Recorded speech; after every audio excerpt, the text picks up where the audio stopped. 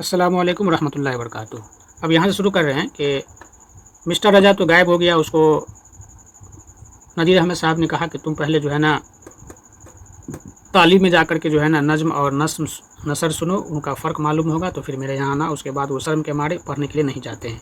Mister रजा की हया का तो हाल सुन चुके, अब हमारी बेहयाई की दास्तान सुनिए। यानी फ़रहतुल्लाह बेग कहते हैं कि अब हम लोगों की जो है ना बेहयाई बेइज़्ज़ती कैसे हुई मौलवी साहब ने हम लोगों को, उसके बारे में। मेरी सरफ़ुल नहू बहुत कमज़ोर थी, और कमज़ोर क्यों न होती, शुरू किए हुए कई दिन हुए थे। इराब में हमेशा गलतियाँ करता था। नसर को तो संभाल लेता था मगर नज़्म में दिक्कत पड़ती थी। शेर खुद भी कहता था दूसरों के हज़ारों शेर याद थे, इसलिए शेर को तख्ती से गिरने न देता था। मियाँ दानी की हालत इसके बिल्कुल बरक्स थी। वह इराब की गलती न करते थे मगर शेर को नसर कर देते थे। सकते तो क्या झटके पड़ जाते थे, सकते तो क्या झटके पड़ जाते थे। मौलवी साहब हम दोनों के पढ़ने से बहुत जिज़-बिज़ होते थे, उन्हें परेशानी होती थी, इस तरह पढ़ता था। एक दिन ये हुआ कि मेरे पढ़ने की बारी थी, यानी फ़रहतुल्लाह बेग साहब के। मैंने एक शेर पढ़ा, मालूम नहीं कहाँ के इराब कहाँ लगा दिया। मौलवी साहब ने कहा, हैं क्या पढ़ा? मैं समझा कि इराब में कहीं गलती ज़रूर हुई। तमाम इराम करा कि इराब बदल कर शेर मौजू कर दिया। उन्होंने फिर बड़े ज़ोर से कहा हूँ की। हमने फिर इराब बदल दिए। इससे क्या हुआ, इससे उनको गुस्सा आ गया, बहुत ज़्यादा। नजीर अहमद साहब गुस्सा में आ गए। दानी तुम तो पढ़ो। उन्होंने शेर का गला ही घूंट दिया, खासे भले चंगे शेर को नसर बना दिया। अब क्या था, मौलवी साहब का पारा 110 डिग्री पर चढ़ गया, यानी गुस्सा के जन्म मारे एकदम किताब उठाकर जो फेंकी तो कमरे से गुजर दालान में होती हुई सहन में पहुंची और नहायत गुस्सैली आवाज़ में कहा, निकल जाओ, अभी मेरे घर से निकल जाओ। यानी गुस्सा के मारे जो है ना उसको भगा दिया, कहा कि निकलो तुम लोग, भागो यहाँ से। न तुम मुझसे पढ़ने के काबिल हो और न मैं तुम्हारे पढ़ाने के लायक।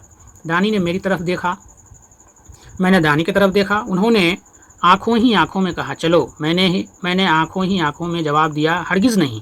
यानी दोनों एक दूसरे को जो है ना किताब फेंक दी। मौलवी साहब गलती कर रहे थे, बार बार इराब में गलती कर रहे थे, जबरदस्त पेश में नज़म को नसर को नज़म पढ़ रहे थे, तो गुस्सा में आए और किताब को जो है ना बाहर फेंक दिए। तो अब कहा भागो यहाँ से। तो वो जो है ना उसके आंख में देख रहा था, नज़र मिला रहा था उसके, लेकिन कह रहा है कि हरगिज़। उन्होंने उठने का इरादा किया लेकिन मैंने उनका जानू दबा दिया। यानी मौलवी साहब की यह हालत थी कि शेर की तरह भरपूर रहते थे। आखिर जब देखा कि ये लौंडे टस से मस नहीं होते तो कहने लगे, अब दोनों नहीं भागा तो मौलवी साहब कहने लगे कि अब जाते हो या नहीं। मैंने कहा, मौलवी साहब जब तक कोई धक्के देकर न निकालेगा इस वक्त तक तो हम जाते नहीं, और जाएंगे तो अभी फिर आ जाएंगे। देखिए, यानी इस जो है ना खाका निगारी के कहने का मकसद ये है कि एक तालिबे इल्म को पढ़ने का कितना जज्बा है, क्योंकि उसके उस्ताद ने बेइज्जत कर दिया, बेइज्जत करके उसको भगाने का कोशिश किया, लेकिन दोनों के अंदर इल्म हासिल करने की इतना जज्बा है कि वो जो है ना टस से मस नहीं हुए, उस्ताद की जो है ना गुस्से को बर्दाश्त कर लिए। मौलवी साहब ने जो ये बेहयाई दिखाई तो ज़रा नरम हुए, कहने लगे, अच्छा नहीं जाते हो तो न जाओ, मगर मैं एक हरफ तुमको न पढ़ाऊँगा। ठीक है, नहीं जाना नहीं जाओ, लेकिन एक हरफ तुमको नहीं पढ़ाऊँगा। मैंने कहा, न पढ़ाइए, मगर बगैर पढ़े हम यहाँ से न टले हैं न टलेंगे। तो अब ये दोनों भी ठाल लिया कि आप नहीं पढ़ाइएगा तो हम लोग भी यहाँ से नहीं जाने वाले। कहने लगे, बेटा इस वक्त मेरी तबीयत ख़राब हो गई है। थोड़ा तबीयत ख़राब का बहाना बनाने लगे। अब चले जाओ, कल आना। दानी ने सच माना। दानी को लगा कि जो है ना मौलवी साहब नज़ीर साहब सच बोल रहे हैं। मैं समझा कि इस वक्त उठे और मौलवी साहब हाथ से गए। और फिर कह रहे, फ़रहतुल्लाह बेग कह रहे कि अगर जो है ना हम लोग चले गए तो फिर मौलवी साहब शायद ही हमको कभी पढ़ाएंगे, शायद ही कभी मिलेंगे। मौलवी साहब पढ़ेंगे तो आज पढ़ेंगे और इस वक्त पढ़ेंगे। देखिए, एकदम डट के कह रहा है कि मौलवी साहब पढ़ेंगे तो आज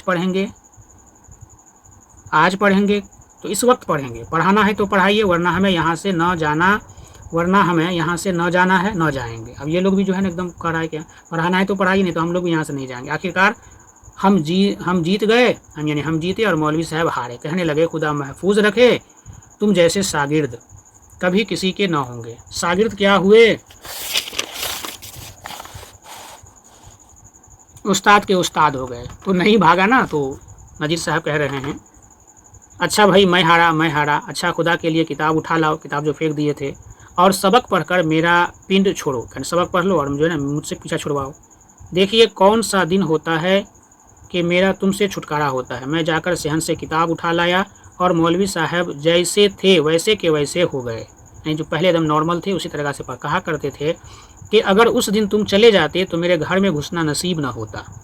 मैं तुम्हारे शौक़ को आजमाता था, यानी तुमको देख रहे थे कि जो है ना तुमको तुम्हारे अंदर पढ़ने का शौक़ है कि नहीं है। तो मंजिल साहब कह रहे कि मैं तुम्हारे शौक़ को आजमा रहा था, मगर तुमने मुझे ही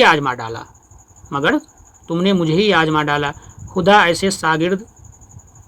खुदा ऐसे शागिर्द सबको नसीब करे। कह रहा है कि जितने भी उस्ताद हैं सबको खुदा ऐसे शागिर्द करने जो है ना शागिर्द नसीब करे, जिसको जो है ना पढ़ने का शौक़ हो, पढ़ने का जज्बा हो। उस्ताद की बेहयाई से है, अगर वो कोई कुछ गुस्सा में कह दे तो उसे बर्दाश्त कर ले। बेहयाई नहीं मियाँ, ये शौक़ है जो इल्म का है, जिसको चस्का होता है वह बड़ी बुरी भली सभी कुछ सुनता है। कह रहा है कि जिसको भी अगर इल्म का शौक़ होता है, इल्म पाने का जज्बा होता है, वह अपने उस्ताद से बुरी भली जो कुछ भी बोलता है चुपचाप सुन लेता है। बदशौक़ भाग निकलते हैं, जिस तरह मिस्टर राजा भाग निकला, और शौकीन उस्ताद को दबा लेते हैं। और क्या करते हैं? शौकीन उस्ताद को दबा लेते हैं। तो इस तरह आपका ये चैप्टर मुकम्मल हुआ। तो आपने पढ़ा कि नज़ीर अहमद की कहानी मिर्ज़ा फ़रतुल्लाह बेग का लिखा हुआ खाका है। पूछे क्या है ये? तो खाका। उर्दू खाका निगारी का बाकायदा आगाज़ मिर्ज़ा फ़रतुल्लाह बेग से हुआ, यानी उर्दू खाका निगारी को शुरुआत करने वाला मिर्ज़ा फ़रतुल्लाह बेग है। उन्होंने नज़ीर अहमद का खाका लिखकर उर्दू में खाका निगारी की बुनियाद डाली, यानी शुरुआत की। खाका निगारी अदब की एक दिलकश सिन्फ़ है। इसका आर्ट गज़ल और अफसाने के आर्ट से बहुत मुशाबहत रखता है। खाका न सीरत निगारी है, न शाह उमरी, ये किसी दिल आवेज शख्सियत की धुंधली सी तस्वीर है। उसमें न उसकी ज़िंदगी के अहम वाक़यात की गुंजाइश है, न खास तारीख़ों की, और न ज़्यादा तफसील की। मुसन्निफ़ ने किसी शख्स में कुछ काबिल ज़िक्र खसूसियात देखी हो और उन्हें दिलचस्प अंदाज से बयान कर दे तो यही खाका है। कह रहा है कि जो लिखने वाला होता है, किसी शख्स में कुछ काबिल ज़िक्र खसूसियात, यानी जो है ना कोई क्वालिटी देखा, अच्छाई देखा, और वो उन्हें दिलचस्प अंदाज में उसको बयान कर दे तो यही कहलाता है खाका। फ़रहतुल्लाह बेग नज़ीर अहमद के शागिर्द थे, स्टूडेंट थे। इस खाके में फ़रहतुल्लाह बेग ने नज़ीर अहमद से तालीम हासिल करने के अहवाल बयान किए हैं कि किस तरह फ़रहतुल्लाह बेग नज़ीर अहमद के घर जाकर के तालीम हासिल करते थे। उनसे एराब की गलतियाँ हुआ करती थी, सिर्फ नहू भी कमज़ोर थी। नसर को तो संभाल लेते थे मगर नज़म में दिक्कत पड़ती थी। नज़ीर अहमद बार बार समझाते परेशान होकर फ़रहतुल्लाह बेग को तालीम देने से इनकार कर दिए, लेकिन फ़रहतुल्लाह बेग टस से मस नहीं हुए और डटे रहे और उन्हीं से तालीम हासिल करेंगे।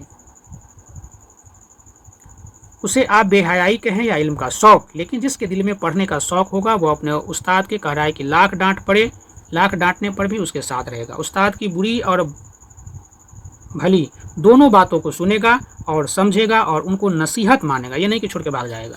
फ़रहतुल्लाह बेग ने अपने उस्ताद नज़ीर अहमद से बहुत कुछ सीखा और उनसे मुतासिर हुए, तब जाकर के जो है ना आज इतना जो है उर्दू अदब में इनका नाम है।